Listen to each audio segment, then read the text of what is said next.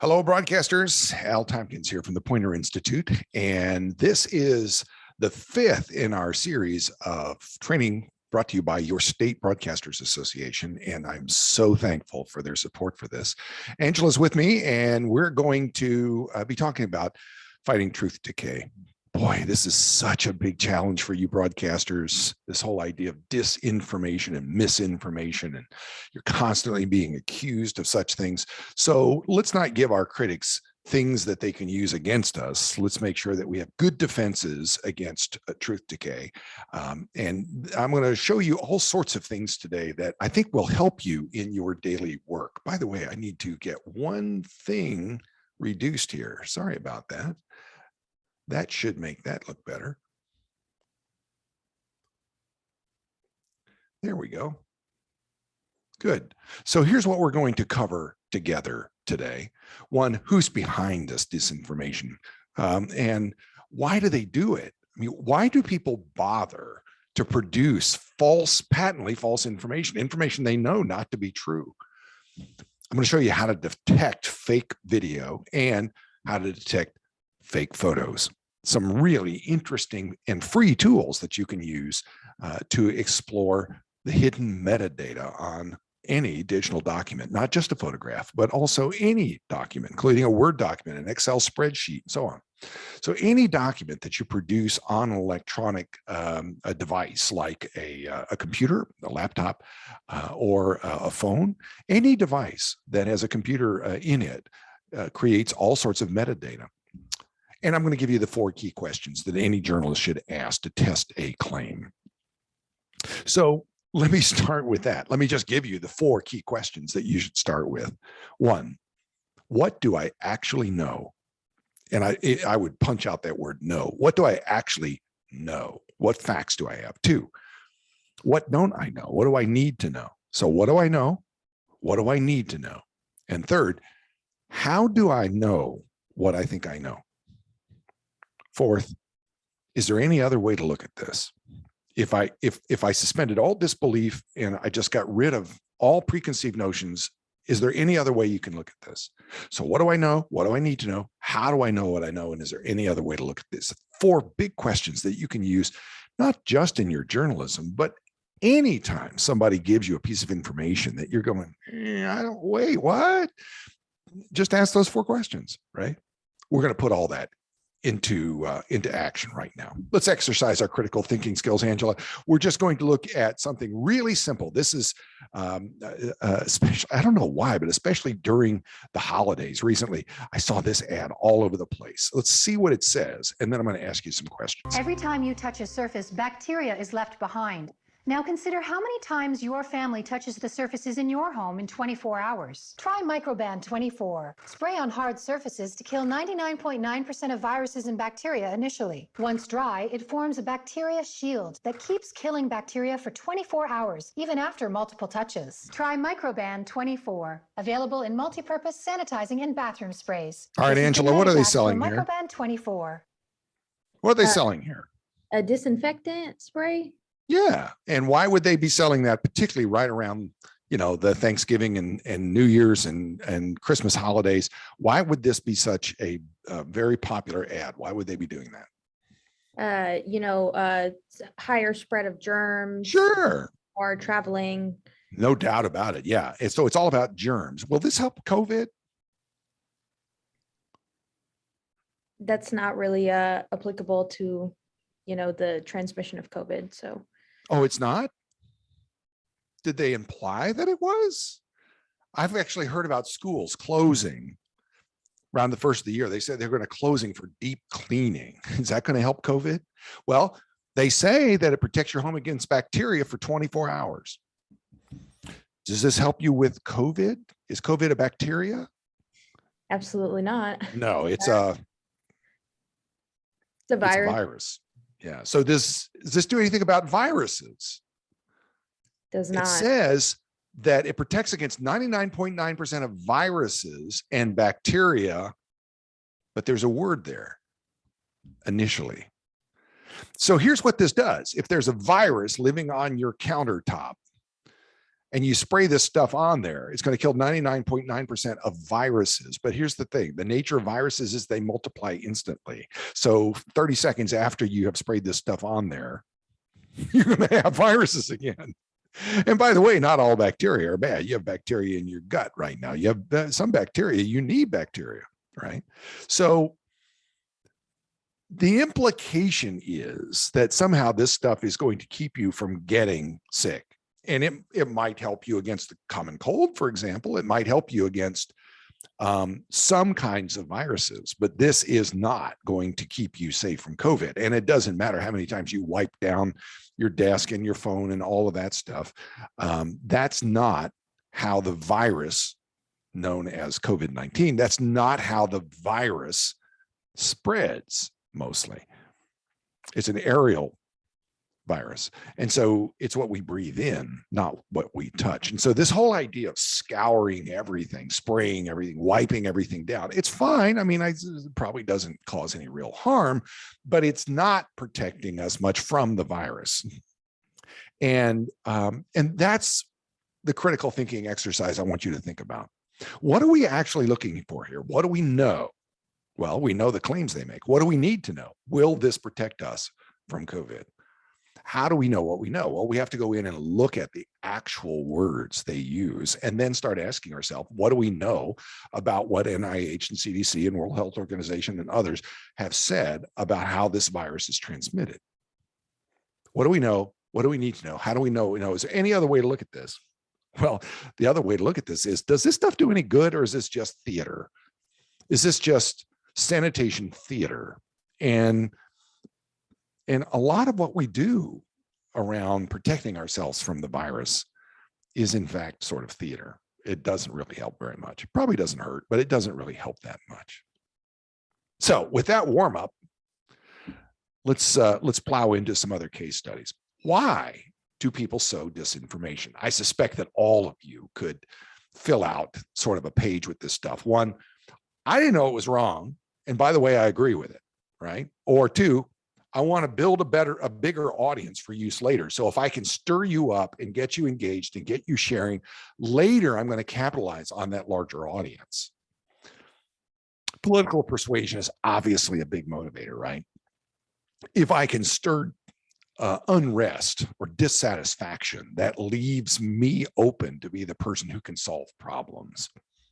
Disinformation sometimes is merely created to create doubt. Are you sure that that vaccine works? Are you sure that those masks matter? Are you sure? So it creates doubt, right? And where there is doubt, there's room for people who want to persuade you to their point of view. There is room for them to plant seeds and then try to make it grow. Sometimes disinformation is merely a distraction from other important things that are going on. And of course, there is a monetary motive. Monetary motives can happen in a lot of ways. It can happen just by creating increased traffic, increased engagement. It can sell you products. It can persuade you to leave a competitor, get donations to political campaigns or efforts. So monetary definitely is a motivator for disinformation. Sometimes disinformation is a tool to collect data from users. So every time, obviously, when you go to a website, we want to know who's there, how long are they there, where did they come from, where did they go, what did they look at. All of your news organizations do this. You look at analytics every day, every hour of the day, probably. So when we can persuade people to take a look at what we have put out there, we're collecting data from them. Sometimes it's anonymous, but sometimes not quite as anonymous as they might think. Obviously, some disinformation is a front for something else. It's not really what it seems to be. I want to show you a couple of videos that popped up during the time between Christmas and New Year's. This is a remarkable video. It appears to be Donald Trump interviewing Donald Trump. Take a look at some of these charts. In numerous categories, we're lower than the world. Let me explain. Well, right here, take a look. You can test too much. You do know that. What it says is when you have somebody that has it, where there's a case, it will last. No, but you're not reporting it correctly. We have cases. It's really something, isn't it, Angela? I mean, it's for the life of me, it does look like he's talking to himself here. And it's extraordinary video because it's so believable. And Take a look at. and so it got a lot of social media comment, but this one really does take the case. This is appears to be Bernie Sanders interviewing Elon Musk. I'm not.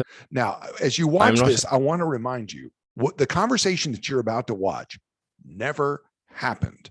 I'll explain. I'm not a regular smoker of weed. This is a great cigarette. It'll improve your health. I mean, it's legal, right? You know, Okay. I smoked Vermont marijuana a couple of times. Didn't do much for me. California, you're doing a good job. Today in America, you got 3 people owning more wealth than the bottom half of the American society. You don't see that on television too much, do you? 3 people. And it's not just that. Over the last 30 years, the top 1% has seen a $21 trillion increase in their wealth. The bottom half of America has seen a $900 billion decline in their wealth. That's strange. No, that is insane. And that has got to end. Yeah, like what are the set of things that can be done to make the future better? Your point is that we have to, I want to remind you, this conversation never happened. And it's incredible how believable this is, partly because I'm not a regular smoker of weed. they lay in this you see the smoke, they lay in the smoke that sort of stays in this cloud above them. And obviously it's also flipping of the screen so that it looks like they're talking to each other, but it's extraordinary that they make this totally believable. And I would not fault anybody who were lured into believing that Bernie Sanders had a conversation with Elon Musk about weed and tax policy and so on, but it never happened. It did not occur. So this is the kind of thing that's becoming increasingly circulated and very difficult for normal people to discern as fake, because I think it would be reasonable, Angela, for a person to look at this and go, well, yeah, it looks real. Yeah. So before you pass something like this on, you got to stop and ask, what do I know? What do I need to know? How do I know what I know? Is there any other way to look at this? Is there any other possibility? Is there any possibility this did not occur? So how does this sort of thing show up? Let me show you. This was a pretty well circulated video of Nancy Pelosi. Notice that she's got a glass to her lips.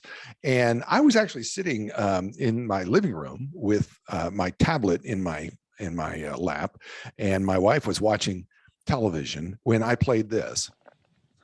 I'm sorry, to do what? To accuse a TV host of murder on Twitter? I'm sorry, I don't understand. And so my wife says, who's that? And I said, well, who does it sound like? She says, it sounds like Nancy Pelosi, but she sounds like she's having a stroke or she's drunk. And I said, well, I think that's what they mean for you to think. So I did what we want you to do. I want you to go to the source, the original source of the information, whether it's a video or data point or whatever it is. I want you to go to the source of the information and look at the source. So let's do that. Let's go to C-SPAN. Yes. Is it appropriate for the president to do that on Twitter, or to do that in general? You're asking me about the appropriateness of the. All right, wait a minute. That's way different than this. I'm sorry, to do what? So what happened here? When we go to the source, we see that it's very different. How did they do that? Pretty simple, right? All you'd have to do is take the original video and drop it into an edit program like this. Let's just do it. We'll drop that original video into Adobe Premiere. The United States, so completely inappropriate in so many So ways. all I'm going to do now is just click on that timeline right there. and I'll get a little dialog box. And if you go down on the dialog box, you'll see you can change the speed and duration right there. So it's just a very quick deal. Let's just change the speed and duration from 100% to, let's just make up a number, 80%, and go. You're asking me about the appropriateness.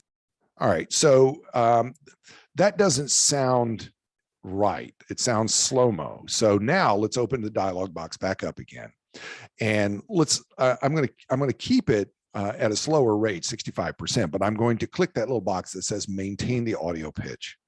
And what this is going to do is slow down the video, slow down the speech, but it's going to try to maintain the audio pitch from the original to make it sound more believable. Let's see what that sounds like. That's the way it is. They're outside playing. And that's exactly what they did. So the fakers took the video, slowed it down to 65%, maintained the audio pitch, saved it, and posted it. A 20-second exercise, easy to do. Anybody could do it. And that's the sort of thing that will get amazing amounts of traffic. Rudy Giuliani actually circulated this among others. And so it gets millions of views. Why would they do that? Well, first of all, because it causes harm with very little entry point for them, causes harm to Nancy Pelosi, who was at that time criticizing Donald Trump. And in addition to that, once it does get corrected, and it was corrected, it was outed by a number of fact-checking groups, including PolitiFact, which Poynter runs. But by the time the truth came out, a whole news cycle or two had passed. And so all the damage that they intended was already done. You can't kind of put the false information genie back in the bottle. And so all the intended harm actually occurred. We call that the liar's dividend, when the liar or the misinformation actually gets rewarded for having done the work. So it's pretty simple to do. Sort of like that Alec Baldwin interview that you had showed where they paused his Yeah, no doubt about it. Yeah, it's an intentional harm. That was something ABC did for its promotion of the interview they did with Alec Baldwin in the gun on the movie set. So there are obviously different gradient differences between these things. Whether that intended to do harm is very different from this one, obviously intending it to do harm, but intent really doesn't matter. It's really the outcome that matters most. Breaking news attracts rehash video. So whenever there is big breaking news, like the Kentucky tornadoes or the Colorado wildfires or the big snowstorm that hit even as we're talking now, you can always expect fake news to come in. I'll always expect it, particularly with tornadoes and hurricanes, because there are so many videos of tornadoes and hurricanes that you can predict that there will be false video whenever there is a big international incident, a bombing, a shooting, a fire. You can always expect that some of the first video that will make it into social media circles won't be real. It will be from some previous event. So your radar ought to be red hot, flashing, white hot, caution, caution, caution, whenever there's breaking news. The more astonishing the video, the more you should examine closely where its origins came from. And this was one that really caught my attention. So this is Jesse Waters from Fox News, who is, as you know, an anchor.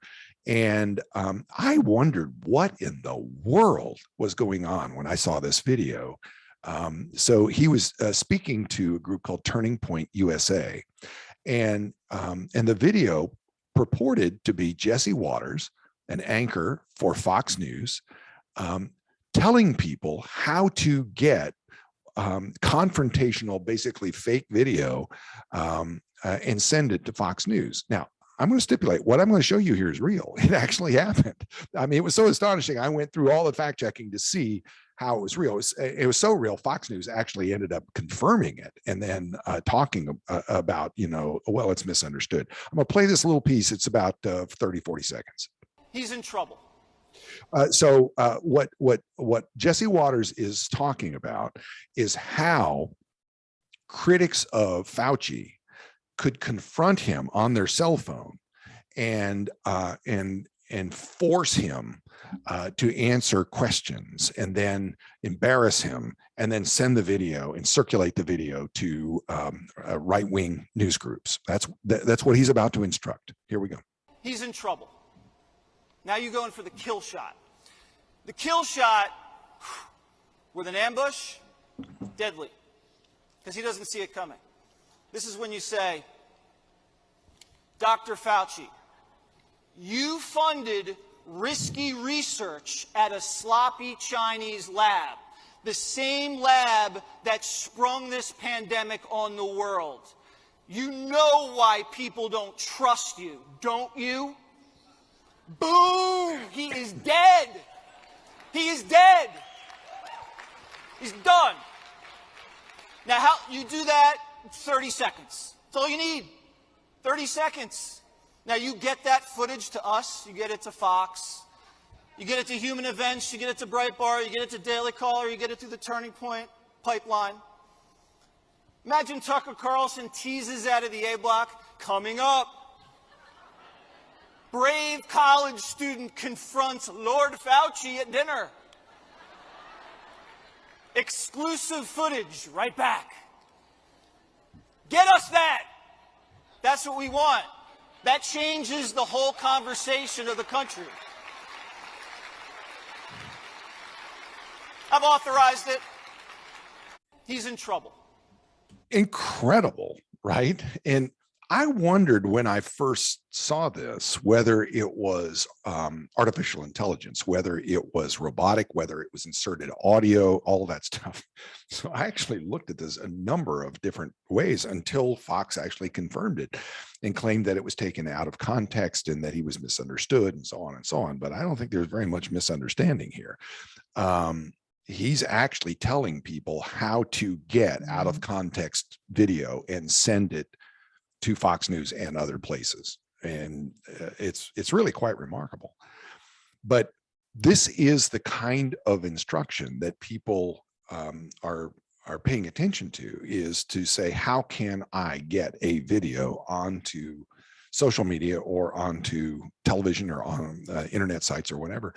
How can I get it circulated? What makes for great disinformation video, great viral video? And Jesse Waters says that confrontation, don't worry about trying to get news. Don't worry about trying to get an answer. Just get the confrontation. That's what we want. That's what he said. So let me just remind you, we use this phrase a lot at Poynter, go lateral. So start with the story.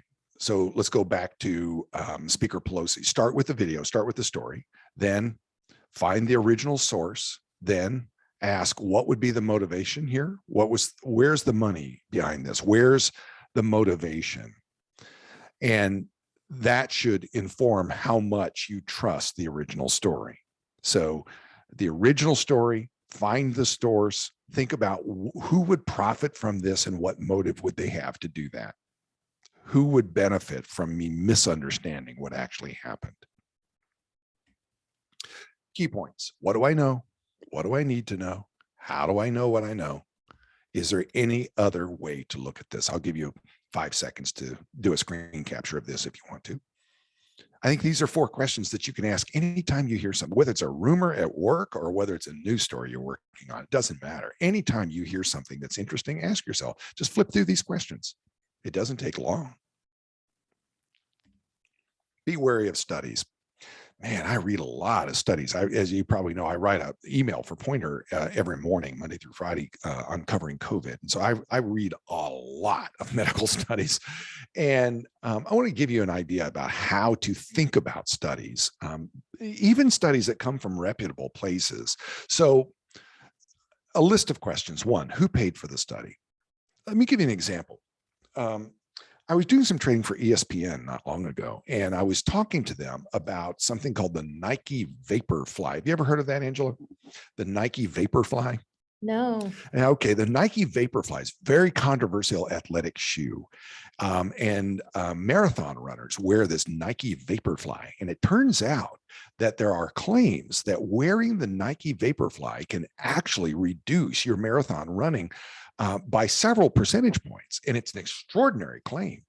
And so I was very interested to see whether or not there was any proof that there was some probable connection between wearing this Nike shoe, the Vaporfly, and actually reducing marathon running times. And it turns out there is. It turns out there's very compelling data that says that this shoe seems to be related to much higher performance. And there's a logical reason for it. There's a little piece of titanium in the shoe. And so when you run, it gives you a spring effect. It's very controversial among runners, and particularly for the Olympics. And so it turns out that most of the research, though, has been paid for by Nike, right? Well, who else is going to investigate? You think Adidas is going to investigate? No. There's no profit in them finding out the Nike Vaporfly is better. So a lot of the research, very compelling research, was paid for by Nike. You would need to know that at the front of the study. Now, a caution, just because Nike paid for that study doesn't mean the study is unreliable, but it would be something that you would need to know in order to evaluate the data. Does the funder profit from the results is an important question, right? So if you were an aerosol, the spray aerosol, and you were publishing a study about these germ-killing aerosols, would you benefit from a study that shows that spraying the aerosols is really great for keeping down bacteria and viruses? Yes, you definitely would if the results were favorable to you. How big was the study? Now, study size isn't always a determining factor as to whether or not the study is right. So if, for example, I interviewed 1,000 journalists about something that had nothing to do with journalism, maybe it was about surfing, then it doesn't matter how many journalists I talk to. If they're not surfers, it doesn't help us, right? So it's the study size is important, but it's not the only factor. And so don't get so hung up on this that you think that, oh, it's a big study, it must be right. It's also possible that the results were interpreted wrong. Has the study been peer reviewed? What's that mean? Peer reviewed means that it has gone through a vigorous scientific study of people who actually know what they're talking about. So if you're doing a study on climate change and there are meteorologists looking at it, are the meteorologists climatologists? If you're doing a study about COVID and you have pediatricians looking at it, do the pediatricians know anything about immunology? So the question is whether it's been peer reviewed, that is reviewed by people who actually know what they're talking about. The second question is, do the peer reviewers benefit from the results of the study in some way? How does this study compare to previous findings? Oh, by the way, sometimes on studies, you'll see something called pre-publication, and that means that it has not been peer reviewed. It's been published in even sometimes prestigious journals, but it's pre-publication, meaning that it has not yet been peer reviewed. And that can be highly problematic. Again, it doesn't mean the study is wrong, but it means that it hasn't gone through the vigorous review process. Why would something be published without being peer reviewed? Because peer review takes time. And sometimes it takes a long time. Sometimes it can take a year, 2 years, right? So if you were studying COVID, it would be essential that you get something in front of the public immediately if you find something useful, right? It doesn't do us a lot of good immediately if your study results don't get published for 2 or 3 years. So there's always this big battle to get published, partly because grant money follows published peer-reviewed studies, but partly because it could actually do the public some good one way or another, right? How does this study compare to previous findings? Now, as much as we would like to believe that there are always all kinds of breakthroughs being made, the fact of the matter is breakthroughs are kind of rare. Mostly science increases by tiny incremental pieces of knowledge. And so when you see some mind-blowing, everything you thought you knew is wrong kind of study, boy, again, the alarm bell should be going off, because mostly science doesn't work that way. Mostly. There are not very many scientific breakthroughs. That is to say, something happened that's never happened before, right? So be really, really cautious when you see something that looks so different from everything else. There's probably a reason, and it's probably not a good reason.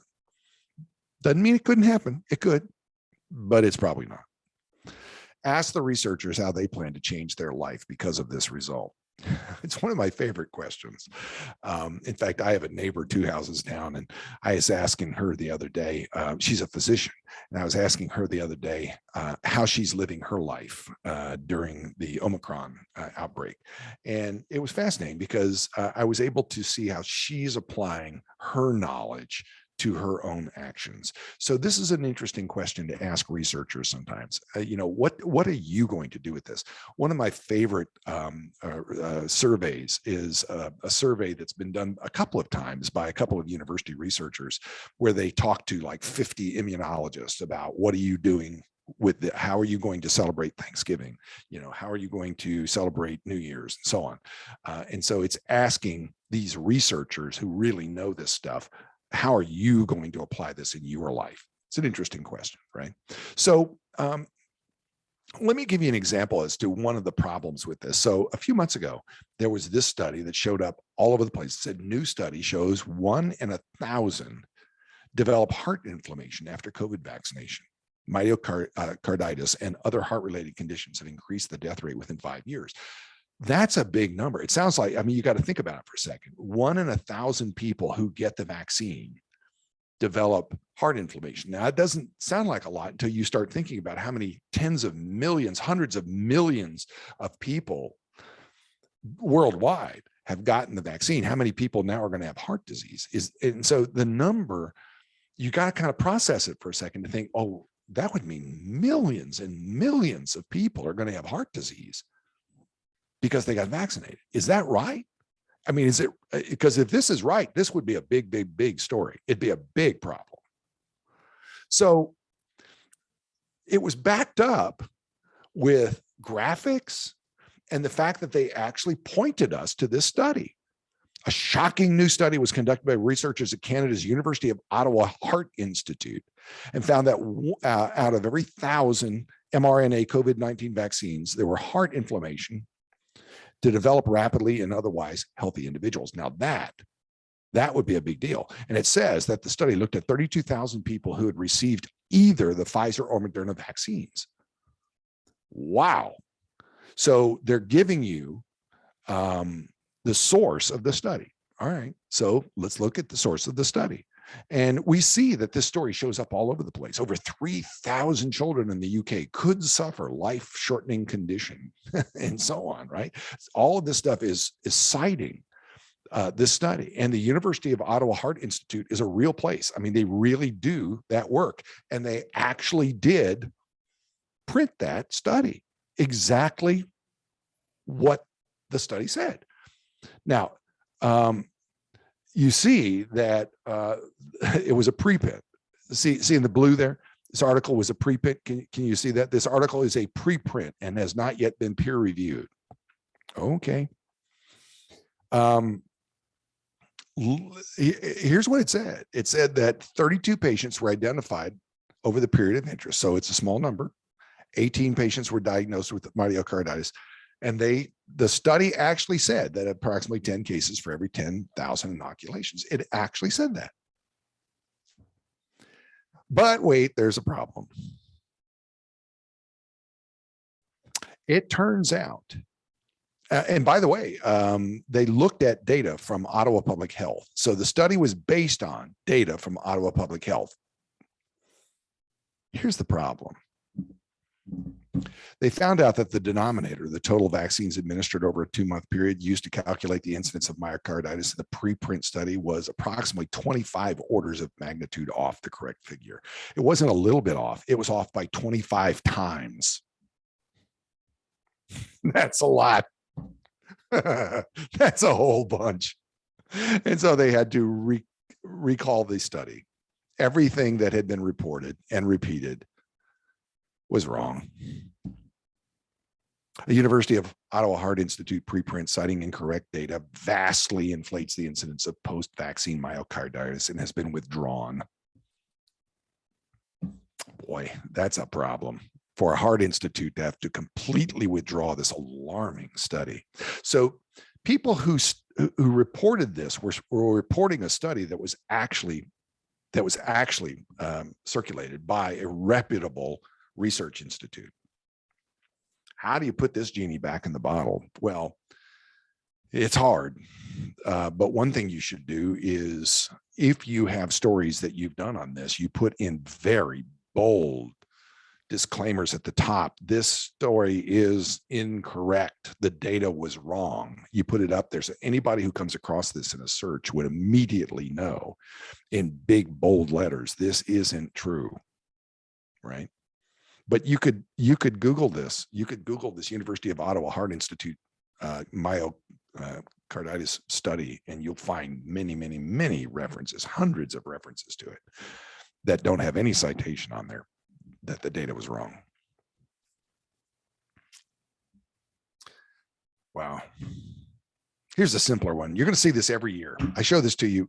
I've been talking about this study for many years because it comes up every year, every single year, right before Memorial Day. The week before Memorial Day, there will be another study that will look just like this. And it'll say something about swimming pools. The last version of this, the new survey says 30% of pool owners admit they pee in the pool. There are always versions of this study or these studies because they do a study like this every year. And the study is put out every year, right before Memorial Day, right before swimming starts, by a group called the Water Quality and Health Council. Water Quality and Health Council sounds official, sounds real. It is. It is both official and real.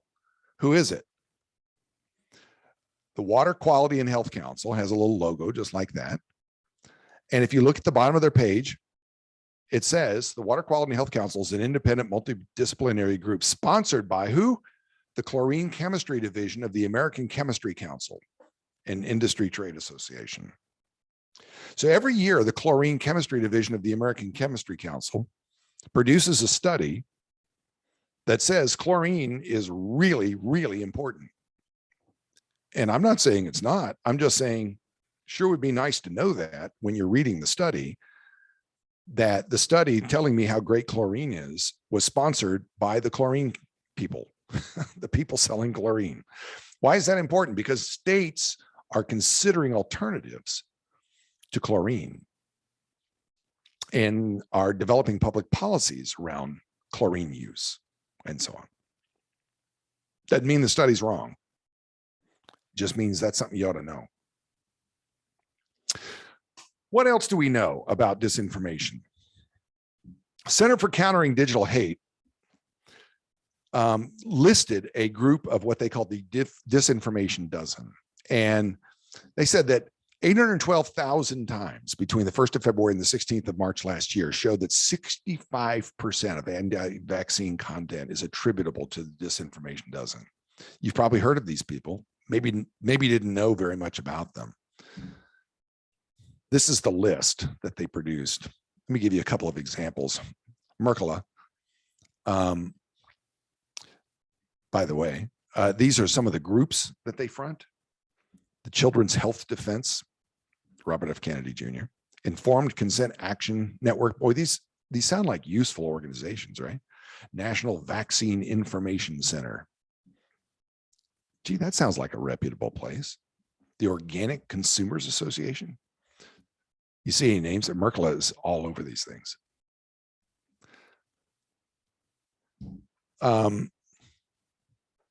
He says all sorts of things, like the same number of people have died in 2020 that on average have died in previous years. Not true. Not even close to true. Look at that. Almost 12,000 likes on that, and it's much higher now. Robert F. Kennedy Jr. is a big player. I mean, like a big anti-vaxxer, was long before COVID. For example, kept circulating rumors that Hank Aaron died from COVID. He didn't. Riza Islam I beat COVID in 48 hours. This is how. No solid foods, only hot soups, vegetable broth, no dairy, lots of spice, turmeric and cayenne pepper. I wish it was true. It's not. You can't eat your way out of this. We conclude that Pfizer vaccines for the elderly killed during the 5-week vaccination period about 40 times more people than the disease itself. Not true. Not true.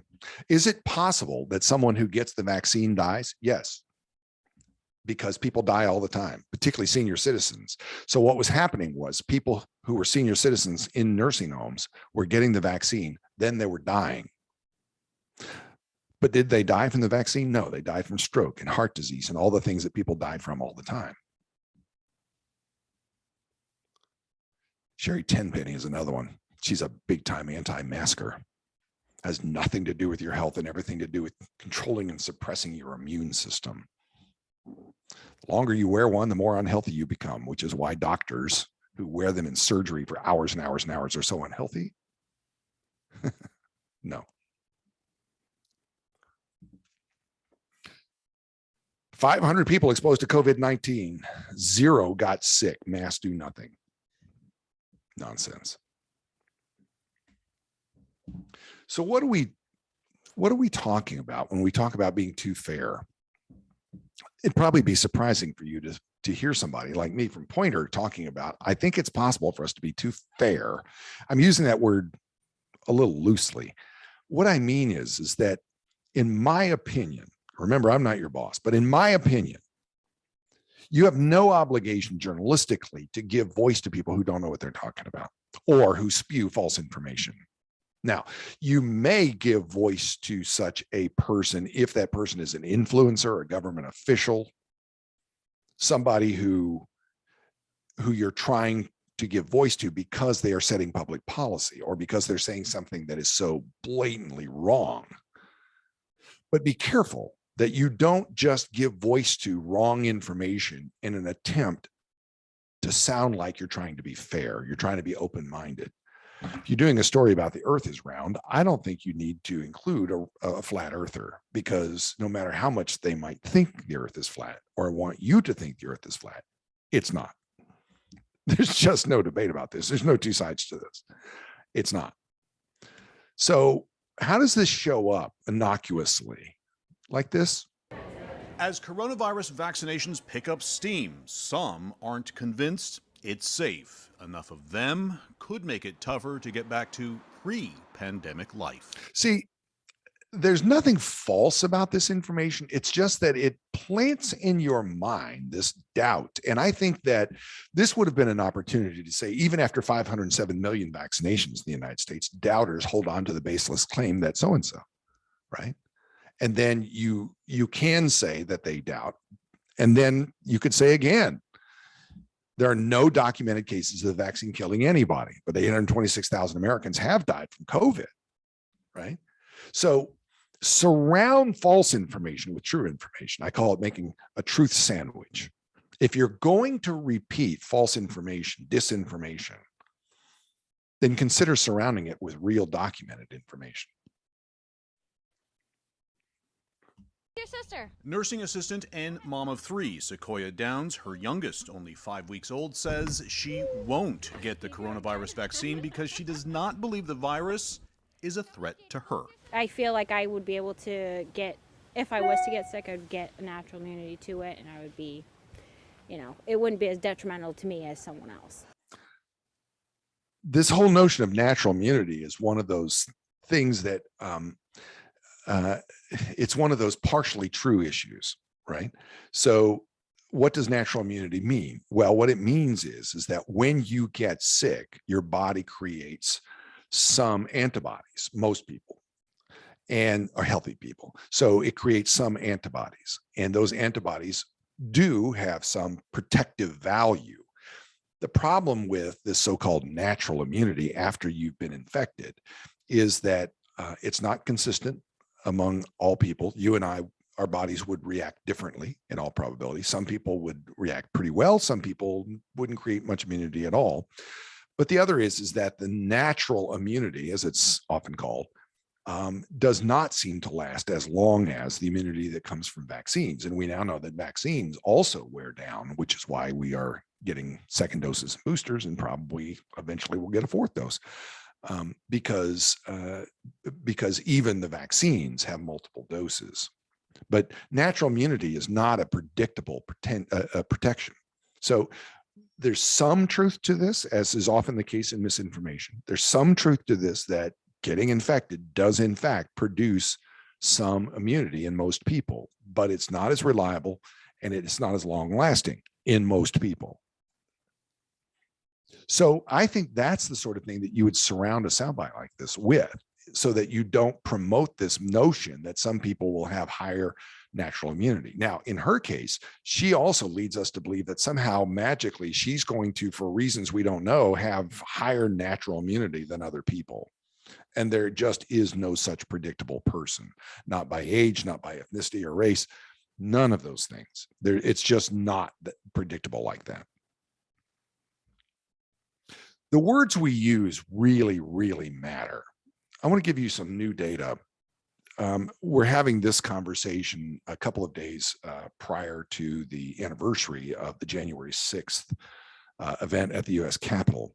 And I want to remind you that disinformation and misinformation often capitalizes on hot words and phrases that resonate with audiences that want to believe what you're saying to be true or not true.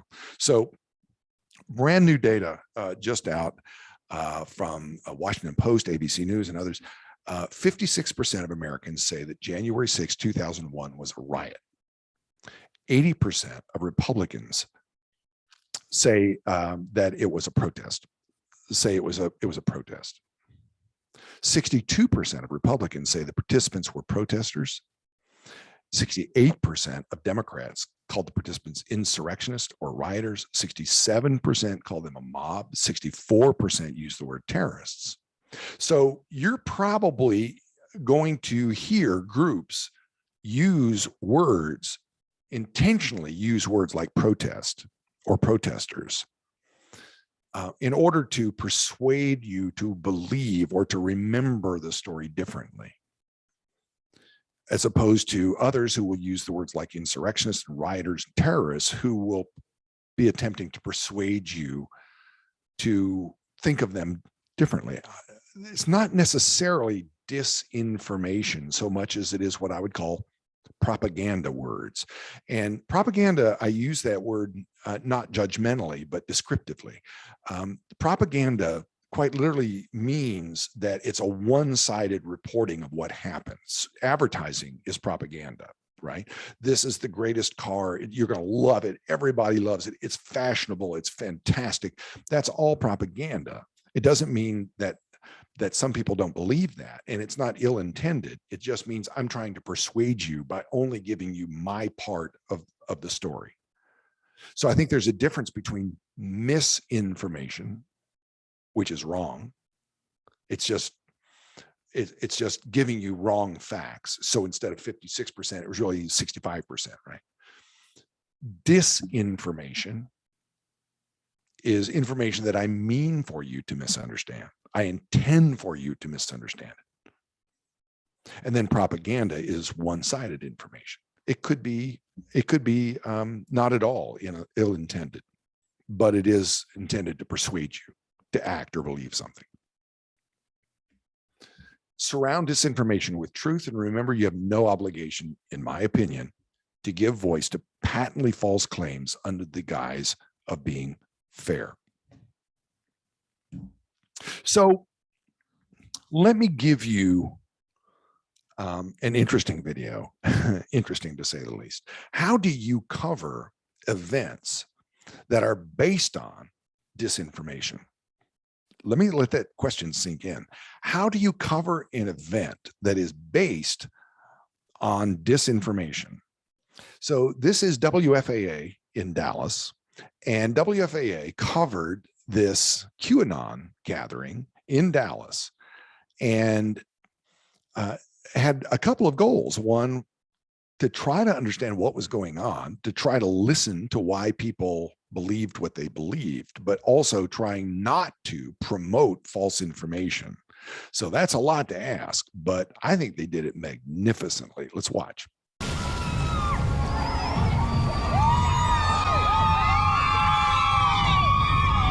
On that Tuesday morning in Dallas's Dealey Plaza, this is a sample Let's go, Brandon! of what we heard.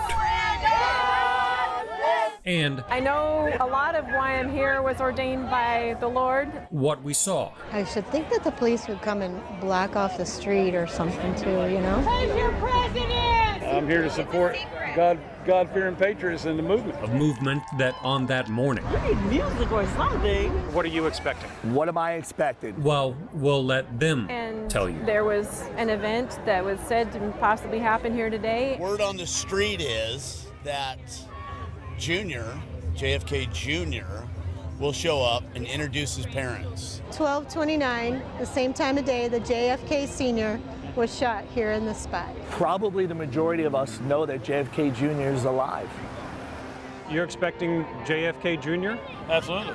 Okay, how's that going to happen? He never died. Are we going to see him today? JFK Jr.? Yeah, that's what everyone's telling me. We're hoping. You hope and pray. And then after that? He'll probably be the vice president with Trump. I hope I'm right. You know, I believe I'm right.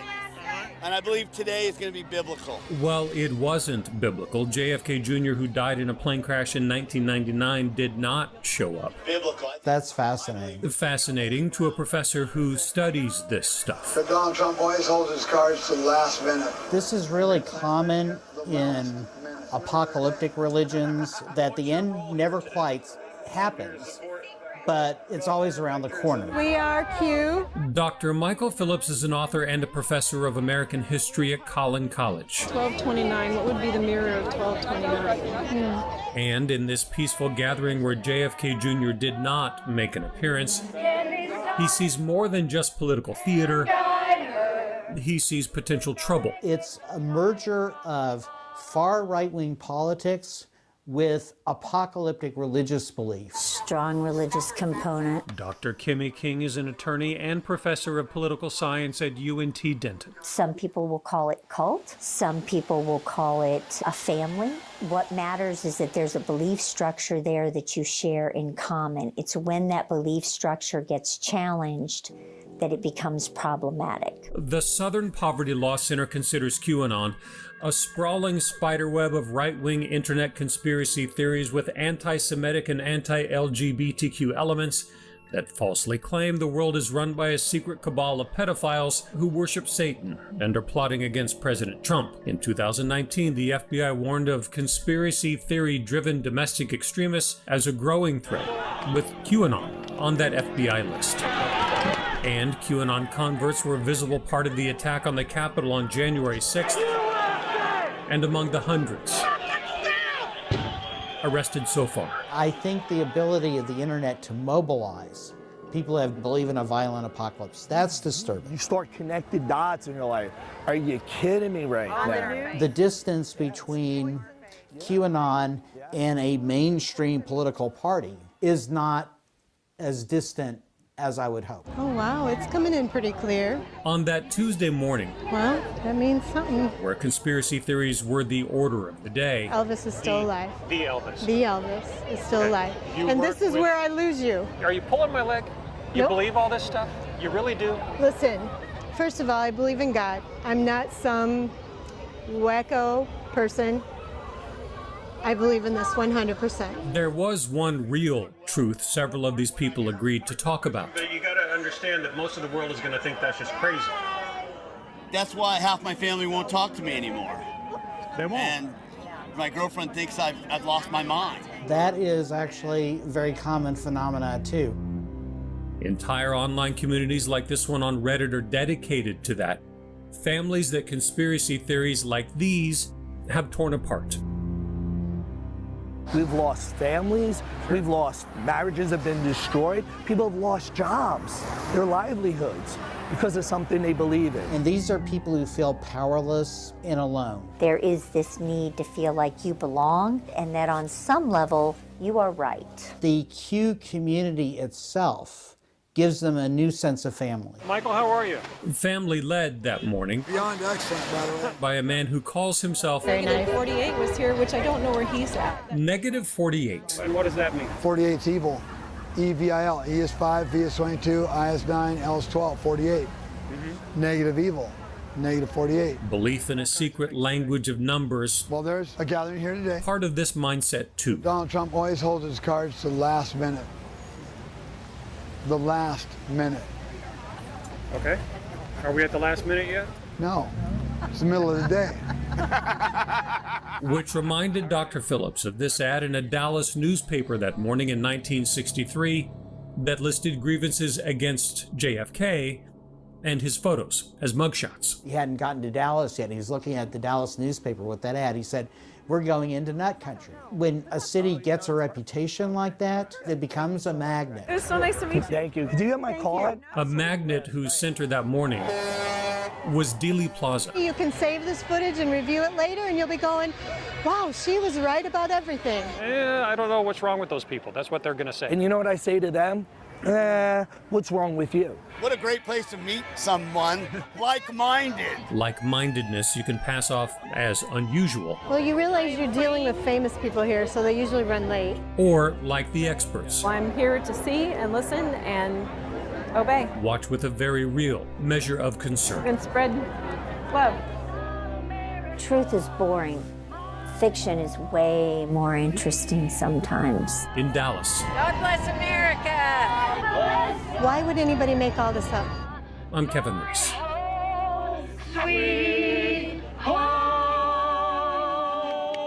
Angela, I don't think I've ever shown, I know I haven't ever shown that story to you. What's your gut reaction to it now that you were watching it? I feel like, there was, some points where maybe music was added in, or, it kind of gives it like a. There is a tension track in there, right? There's sort of tension, yeah. Yeah. Yeah. How did they do giving voice to these QAnoners, but holding what they were saying accountable? I think they definitely made an effort to, counter some of those points that are, clearly false information. There was one point, I think, where they had asked, the rest of the world is going to think that this is crazy. That, right? Yeah, right. And one of them had responded to that saying, yeah, and that's why half my family doesn't talk to me. Right. Yeah. So the story attempted to be honoring of these are humans, and there's a certain nobility that comes with being human. And we're not going to make these people, we're not going to grind them in the ground. We're not here to argue with them. We're here to understand them. We're here to understand why they think this, even though it is completely nut country, as Kennedy called it. It's really crazy to think that, but this is what they apparently believe. And so we learn something, well, not necessarily promoting what they're saying. And boy, it is a tough one to do, to be both respectful, but not endorsing. But I think the story does such an interesting job of that. And I give it to you as a way for you to think about, not do we or don't we cover this, but how could we cover this in a way that would not promote disinformation, but also wouldn't ignore a fairly sizable event that happens in your community. Doesn't mean everybody gets equal treatment. Doesn't mean who knows whether or not Elvis is dead. He doesn't suggest that at all. He just says, these are your neighbors here. These are people who actually seem to believe what they're saying to be true. And there's a lot of them. Hey, Al, there was also a question in the chat. What would have been more accurate, unloaded, quote unquote, unloaded words to describe the participants in the January 6th U.S. Capitol breach? Well, I think one of the things I would say to you is just tell me what they did. Right. So I personally don't have any problem calling it a riot. if you look at the definition of a riot, this fits every definition that I care about. So I have no problem with the word riot. Was it an insurrection? I don't know. We could dice that. Was it a protest? I guess it was, but it was more than a protest. At minimum, it was a violent protest. It was an armed protest. It was a fight. It was an invasion, I suppose. But I have no problem with the word riot, and I don't much care about the argument that it wasn't a riot. It fits every definition of a riot. It was completely out of control. It was meant to overturn something. It was meant to invade. So I don't use that word very often, but this fits every definition of that. Is that helpful? Yeah, and the Barney who posed that question, he actually also added the comment that 5 people died as a result of this breach. Yeah. Be careful. One person, Ashley Babbitt, was killed during the breach. Others died later, some of them from suicide. So you got to be really careful that you don't rewrite history by saying 5 people died there, because some of them were one of them was physically related to it. Others were associated, with the event in some way or another. But I'm cautious with that. If you're going to go there talking about, deadly, then you've got to be explanatory. And in these really red hot stories like this, it's not the time to do shorthand. It's not the time for you to say, well, everybody understands that, because everybody doesn't understand that. So, this is the time for you not to be so short. There are times when stories need some explanation, and this is one of those times. Anything else? No, that was the okay. question. So why am I showing you this? If I were to ask you what this is, I think a reasonable person would say it's an apple. Right? And if I were to say, is it a whole apple? I think a reasonable person would say, yeah, I think it is. I think it's a whole apple. If I were to say, are you sure? By now, because we've talked about disinformation so much, I think you'd be going, okay, I mean, he must be up to something. And you'd be right. I am. So what is it? Well, it's a partial apple. It's part of the apple is missing, but you wouldn't know it until you've seen both sides of it. What's the point of this? I think what you saw in the first frame is a fact, but I think what you saw in the second frame is a truth. What's the difference? The difference between fact and truth is context. Accuracy plus context equals truth. Accuracy plus context equals truth. Ask yourself, what context do I need in order to fully understand this story? What is the bigger truth? What else do I need to know? What do I know? What do I need to know? What do I need to know means context. What's the context I need to know? I want to talk some about this because it's so common for journalists to go after correlation and try to make it causation. What's the difference? Correlation means 2 or more things happen in conjunction with each other. So if I were to hold up my phone and die of a heart attack, instantly die of a heart attack, would there be a correlation between me holding up my phone and dying of a heart attack? Yeah, there would be. I did this and then that happened. But would we be able to say that holding up my phone caused my fatal heart attack? Well, it might have, but I would need a lot more proof. I'd need to know whether other people have died from that. I'd need to know whether there's any real scientific method for knowing whether holding up a cell phone causes death. So correlation does not necessarily mean causation. In order to say that one thing is related to another, you need proof. Let me give you an example.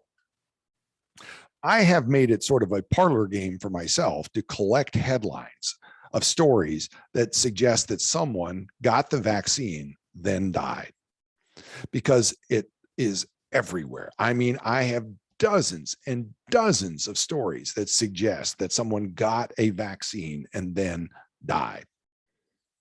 And it's factual, it's accurate to say that this person got a vaccine and then died. But are you saying that people are dying because of the vaccine?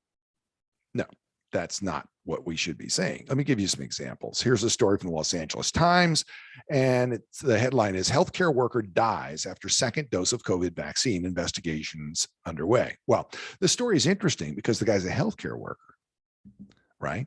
So he should have known, right? Because he's a healthcare worker. Well, what is a healthcare worker?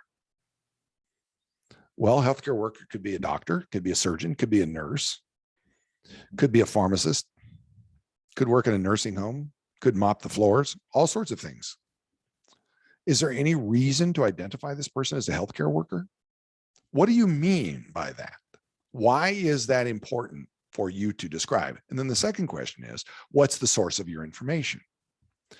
Cut line in the photograph. Tim Zook's grills steaks for his family on a grill. Zook, a healthcare worker, died this month after receiving a second dose of Pfizer COVID vaccine. His death is being investigated by local and federal officials. It would only be news if his death wasn't being investigated. Somebody dies, and then everybody goes, "Nah, we don't know why he died, but we've moved on." By the way, where did this information and this photograph come from? Rochelle Zook is his wife. About a week later, clinical examination lab, this comes from the sheriff's office, by the way. Clinical examination lab results have determined the COVID-19 vaccine has been ruled out as a contributing factor in this individual's death. The department said Saturday that throughout their investigation, they learned not only had he recently been diagnosed with COVID-19, he also had underlying health issues and had been exhibiting symptoms of the illness at the time the vaccine was administered. People die. University of Cincinnati student dead a day after getting J&J. No direct evidence. People die. Young, healthy South Mississippi man suffers a stroke hours after getting the J&J vaccine. People have strokes. They have strokes. They do. However, there's no evidence that the vaccine caused the Mississippi Gulf Coast man's stroke. Remember, before assuming, sharing, believing, commenting, check to see if anybody has gotten to the root of the data. Go beyond the what happened to ask why and how do we know. You're not just in the what happened business. You're in the so what business, the why business. Right after the vaccines started, so remember, January 15th, almost a year ago, we just were starting the vaccines. And mostly the vaccines were being given to senior citizens a year ago. Golly, it seems like 5 years ago, doesn't it, Angela? But right at a year ago, we were starting vaccinations. And 23 people in Norway died after receiving the Pfizer vaccine. Now, these were all senior citizens, right? Because Norway was vaccinating seniors like crazy. They were really, really, really getting to it. 23 people died after getting the vaccine. I pulled up the data every day. An average of 45 people die in Norwegian nursing homes or similar institutions. It's therefore to be expected that deaths will occur soon after vaccination because people were vaccinated and 45 people die every day in Norwegian hospitals. Some of those people are going to be vaccinated. You could have also written a headline, 23 people die in Norway while wearing pajamas, because some pajama wearing people die every day. Now, why was this such a big deal? Because we had so little knowledge about how people were going to react to the vaccine 1 year ago. We had so little data. So few people had gotten the vaccine outside of the medical exams, the field tests. So few people had gotten it. We were looking for, is this stuff going to kill me? And so these kinds of stories jumped out at us. Correlation and causation. Let me give you one other case. By the way, I mean, I pulled a lot of data around nursing home deaths. By the way, somewhere around, and this is interesting, this is a 2018 study about mortalities in nursing homes. The yearly mortality rate in nursing homes in the United States is about 31.8%. What that means is about 3 out of 10 people in a nursing home on January 1st will be dead December 31st. About 30% of people in nursing homes die every year. That's what we do. We go to nursing homes when we get frail, when we start, not being able to take care of ourselves at home. So we should expect that a certain number of people are going to die, and they do. Accuracy plus context equals truth. So let me give you one more example, and then I want to, actually, I think I'm going to do that now, Angela. I'm going to go to how to detect false photos, because it's something that I promised. So let me do that. Are there any other questions before I move on to this? Not yet, no. Okay, so it's very, very, very easy to alter an image. So what used to take hours now can be accomplished in seconds. Let me give you an example. So I like to take pictures. I know it's a little odd. I like to take pictures of graffiti. I know it's kind of weird, but if I have this graffiti on this log that was carved into this log in the Sequoia National Forest, if I wanted to alter this, all I have to do is go to Photoshop, use content aware fill, drag my cursor over it, and I can get rid of all these scars in this photograph. Let's get rid of the D and just make it I heart me. See? Boom. And not only will it get rid of it, it'll replace it with what it thinks should belong there. So Photoshop, particularly content aware fill, is a very fast way to alter a photograph and get rid of things. So what started like this turns into that. But I feel like one of those midnight commercials. But wait, there's more. Content aware fill has been recently updated to make it easier to get rid of people in photographs. So it's a one-click deal now. Content aware fill says if you click on a person, so let's get rid of this person. If you click on a person, it'll just define that person and say, oh, you want to get rid of them? No problem. With one click, they're gone. And if you say, you replace that shrubbery back there with something that doesn't look quite real, it'll say, oh, I see what you're trying to do. Click on the shrubbery you want to go there. Define that, lay it in. Much better. So now I've gotten rid of the person and I've replaced that person's background with totally believable shrubbery. But wait, there's more. Not only will it get rid of things, it will also add things. Again, content aware fill. So what I'm going to do is click on the broken butterfly's wing and say, fix this. Content aware fill will say, oh, I see what you're trying to do. It's a broken wing. You want it to be symmetrical. No problem. It will add in what it believes should be there. But wait, there's more. It used to be that what I'm about to show you would take hours of work. But now no longer. So remember, Photoshop is made by a company called Adobe. Adobe also makes an edit program that lots of you broadcasters use called Premiere. And in Premiere After Effects, you can do what I'm about to show you. Again, it's content aware fill, just like it was in Photoshop.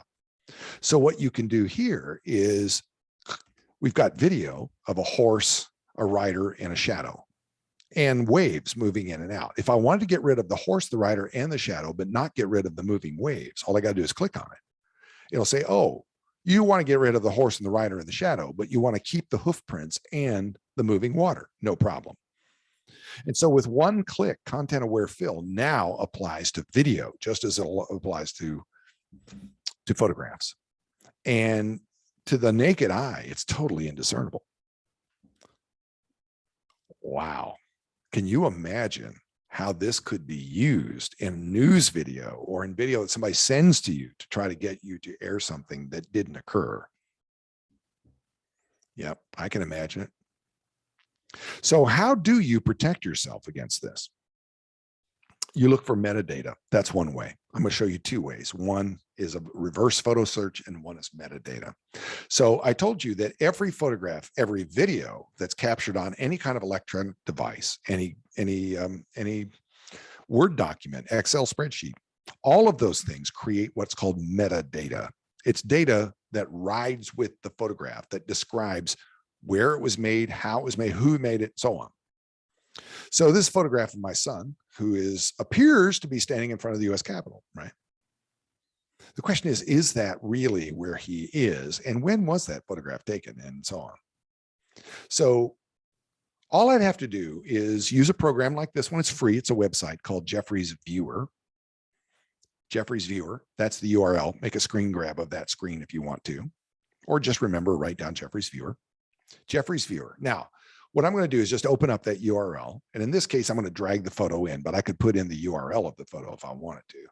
I'll just drag the photo in. So let's just drag the photo in, and it'll say, okay, let's read the metadata. And it'll view the image data on that photo. It'll say it was captured on an iPhone 6S Plus on March 23rd, 2018. It'll say the latitude and longitude, and it maps to Washington, D.C. And by the way, it'll actually put it on a Google map and say, oh, you were facing in a westerly direction when you captured that image, and you were standing right next to the Grant Memorial. It'll also tell you, by the way, all of the ways that photograph has been altered from the original. So it'll say you brightened it, you cropped it, all that stuff, right? All that stuff is data. Everything you see here is data that's riding with that photograph. And every photograph on your phone has this kind of data on there, unless you intentionally go in and remove it. And most people would have no idea how to do that. So does that mean that this data shows up on Facebook and Twitter and so on, Instagram? No. Why? Because they don't pass it along. Why not? Because that's what they monetize. That's the most valuable part of what you are sending when you post those photographs, is all of your metadata. So how could you backtrack a photograph that's on a social media program? Easy. Let's combine 5 photo search engines into one. So what I'm going to show you now is a specialized tool. Again, it's free. It's a specialized tool that allows you to take 5 reverse engines, compare a photograph that you have with others to try to figure out where that photograph came from. To do this, and you may want to make screen captures of each of these screens. To do this, you'll want to Google add-ons. Just Google add-ons. And by the way, I'm using Chrome here. Google add-ons. And you're going to find Chrome web extensions. That's what you want, right? So the next thing you're going to do is in Chrome web extensions, you're going to search for a web extension called Revi, R-E-V-E-Y-E, Revi. Okay. And you're just going to click on that. It says, do you want to add this to your toolbar? Say yes. Okay. So what this is going to do is going to add that little eyeball icon onto your toolbar, onto your Chrome toolbar. And from this point forward, with one click, you're going to be able to launch 5 search engines to do a reverse search on an image. Let's put it into work. So if I click on a photograph, this dialog box is going to come up, reverse image search right there. And then you're going to click on all search engines, and it's going to launch those 5 search engines. And so this is what it does. So I have video. Remember that gas shortage that popped up last summer? I mean, just almost out of nowhere. It's just like this amazing gas shortage that happened. And there was video on CBS and other places of this woman who appeared to be putting gasoline in a plastic shopping bag, attempting to put a shopping bag full of gasoline into the back of her car. It's like, oh, that's not going to be a good idea. And there was video of that, right? Of this woman apparently looking like she is trying to put gasoline into her car. So what I'm going to do is I'm going to take that video of that woman and her plastic bag of gasoline, and I'm just going to do a reverse photo search.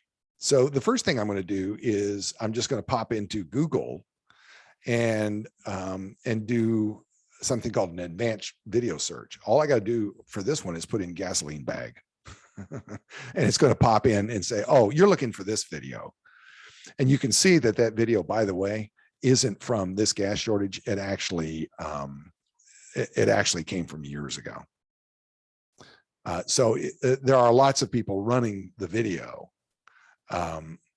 from a few days ago, but we know that video actually is several years old because we just did a quick search using that. 2019 is where the video actually came from. It's still a bad idea. One of the reverse engines that it's going to give you is called Bing. And the cool thing about Bing is that it allows you to actually search photos by describing what you're looking for. So for example, if I wanted to look for photos or video of the fly landing on Mike Pence's head, all I'd have to do is Pence fly, and it will start looking for videos of a fly landing on Mike Pence's head. But if I said I only want CBS video of a fly landing on Mike Pence's head, then it'll also allow me to do that. I think Bing is one of those underutilized tools. It's pretty cool and very specific and quick to use. Law enforcement use similar techniques. So I'm going to finish with this one where I'm going to put into use RevI. Okay. So Europol, for example, posts photographs up on its site. And what it's trying to do is get people like you and me to help them search for photographs. And so it put up this photograph and said, does anybody know where this hotel room is? Because it's associated with a crime. And we'd like to know if anybody knows where it is. So I thought, well, that's interesting. I bet I could figure that one out in about 3 minutes because it's a very unusual room. What's unusual about it? Well, I see that there's a beaded curtain between the bed and the bathroom. That's odd. I see that the artwork on the wall has a matting that's exactly the same color as the wall. That's weird. I can see that the lights on either side of the bed are unique. And that the bed frame is unique. It's wood. So, and it's showing. So I'll bet you we could figure this one out. So let's give it a try. Let's just go to RevI, open all search engines, and we're going to open all 5 reverse search engines to see what happens. So instantly, Bing and others give me photographs that look kind of like what I'm looking for, but none of them is exactly right. Right? None of them is exactly right. The pictures on the wall aren't right. The colors are right, but it's not exactly right. But the more I search, the more I start to say, none of these is right. Can I find one that is? Let me just search for a second here. No, not quite. Let's open up one of the other search engines, or maybe let's zoom in on that because Bing will allow you to zoom in. So I'm looking and looking and looking, and wait, I found one. Is that the right one? The beaded curtain looks right. That box on the wall, whatever that is, looks right. The lights look right. The artwork is right. The bed frame is right. I think we got it. I think we've got the right room. All we got to do now is find out where this photograph came from. So where did it get posted? It got posted on this website being promoted by Marlin Creek 3. What's that? Let's open up their website and figure what they are. It's a resort. Oh. Now let's just click on it on Google Maps. Let's figure out where this resort is. Oh, it's on an island off the coast of Madagascar, off the coast of Africa. So in about 3 minutes, we took a photograph, we matched it to other photographs, and we placed it on an island out in the middle of the Indian Ocean with reasonable certainty that that's the right. Now, I don't know that that's the right room, but I'm pretty sure. It looks a lot like it. I can't imagine that it's not it, but it'd be something. It's a lead. It's not an answer. It's a lead. So what we just did was used a reverse search engine called RevI to go backwards on a photograph. All of this has to do with your responsibility as a journalist. Accuracy plus context equals truth. Ask, what do we know? What do we need to know? How do we know what we know? Is there any other way to look at that? Go to the original source of data and photos, video, studies. Search for metadata. And remember, journalists, just because you believe it doesn't make it true. Stay open to the truth, however you find it. We're not in the business of trying to affirm that we're right. We're in the business of trying to discover truth, seek truth. and tell it as fully as you can. But it's not a sin for you to tell your viewers that you don't know everything, that there are some things that are just not knowable right now, and to keep seeking the truth. I think you have no obligation to give voice to patently false information. And you should surround false information with the truth, especially when you are quoting somebody, for example, that is an influencer, somebody who has a position of power. Is there anything in the chat, anything anybody wants? You can flip on your microphone and ask questions if you want. I'm going to take about another 3 or 4 minutes. If anybody wants to ask questions, do that now. Someone asked for the link to the just remember Jeffrey's Viewer. That's all you got to remember. Just Google Jeffrey's Viewer, Jeffreys, Jeffrey's Viewer. Yeah, it's very, very useful. And remember, with Jeffrey's Viewer, you can either bring the photograph into the site, drag it into the site, or right-click on the photograph and get the URL, the website where the photograph exists, and then just paste that in. I can do that. I can share the screen and do that if somebody needs for me to show them how to do that. Just tell me that you need that. I can show you how to do it if you want me to do it. Yes, could you please do that? Sure, Star. How are you? I'm good. How are you? All right. All right. I'm going to share the screen. Sorry, just a second here. It's going to be a little messier because I've got to do it live, but hang on a second. All right. Let's see. Let's open up Google Chrome. Let's pull up a photograph from Poynter. All right. So in order to get the URL, all I'm going to do in this case, because I'm using a Mac, is Control and then click, and that dialog box will come up. And what you're going to look for is copy image address, right? So I just copied the image address. Let's paste that into Jeffrey's Viewer. Hey, Al, you're not sharing your screen. I think stop share. And I'm being so clever. I'm being so fantastic. Okay, now I am, right? Yes. Now I'm sharing my screen, yes? Yes. All right, sorry about that. Let's do it again. So I'm just going to click on the photograph. Then I'm going to go down to copy image address. What would that give us if we just pasted that in? It would just give us the address of that picture. But let's take that picture and do, let's Google Jeffrey's Viewer. And all I got to do now is just pop in the URL of that viewer, and I'm not a robot, and view image data, and it will give us the metadata. In this case, it's not a lot of metadata. It just tells us a little bit, but it tells us where the image comes from and what kind of image it is and all that kind of stuff. Does that make sense to you? So it's pretty easy to use, right? Yeah. Okay, I'll stop sharing. Anything else on your minds? Let's see, what would have been a more, oh yeah, fine. Yeah, I got it. Okay, what's the, all right, any other questions or thoughts? Look, I think that one of the big things, particularly as you guys think about covering the January 6th, the anniversary of January 6th, there are going to be a lot of people who are going to try to get you to report things the way they see it. And don't be so overtly fair. Just be factual, right? Just be factual. Try to give me the facts as you can prove them to be, not as you want them to be. Let me give you an example of this. I'll give you an example from my last 24 hours. So I did some research. I intended to come to you today to use as an example the shooting during the January 6th riot.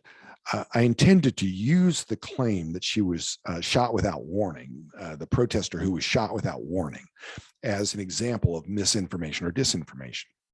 And it turns out that in my research, there is legitimate disagreement as to whether or not that was a justifiable shooting, which I was very surprised by, but there are some professional police in the organizations that actually dice this up and put into practice the questions about whether or not the police officer who shot Ashley Babbitt actually followed the protocols for using deadly force. And there seems to be some question about that. Now, you remember he was not criminally charged. The January 6th committee may have something to say about whether that shooting was justifiable. And I think reasonable people would say, look, she was beating on the door and trying to get into the Capitol and so on. But there is some disagreement as to whether he actually warned her that he was going to shoot her, which is part of a protocol, and whether he actually had reason to believe that she was armed, and whether he actually had reason to believe that his life was in danger. There were other police officers, officers near Ashley Babbitt who were not using deadly force. And so the question is if the people closest to her weren't using deadly force and didn't fear their life was in danger, why did the other guy think so, and so on. I was not expecting to be persuaded by this. I've had it in my mind, and maybe you have too, that it was a justifiable shooting, and it may have been. I don't know. I truly don't know. I need to know more. But I was surprised that I was able to be persuaded off of my position that it was clearly a justifiable shooting. That's what I'm talking about to you, is to be thoughtful and look for evidence. And not just look for evidence that supports what you believe. Your job as a journalist isn't to tell people what you believe. Your job as a journalist is to tell people what's provable, what's true, and how you know it to be true. So that's my experience from the last 24 hours that surprised me. My challenge to you is be open to the truth however you find it. Somewhere in me, I want the police officer to be right here. I want to believe that police do the right thing, but sometimes they don't. And I don't know all that I need to know in order to make that judgment. I hope the January 6th group will come up with that. So with all of that said, thank you, all of you, for being here. Hope you'll share this with your colleagues. Hope it's useful to you, and a special thanks. I see that the Texas broadcasters are with us. Thank you so much for being here. Thanks for all the state broadcast groups for making this available to people. And Angela, thanks a million. Thanks, Al.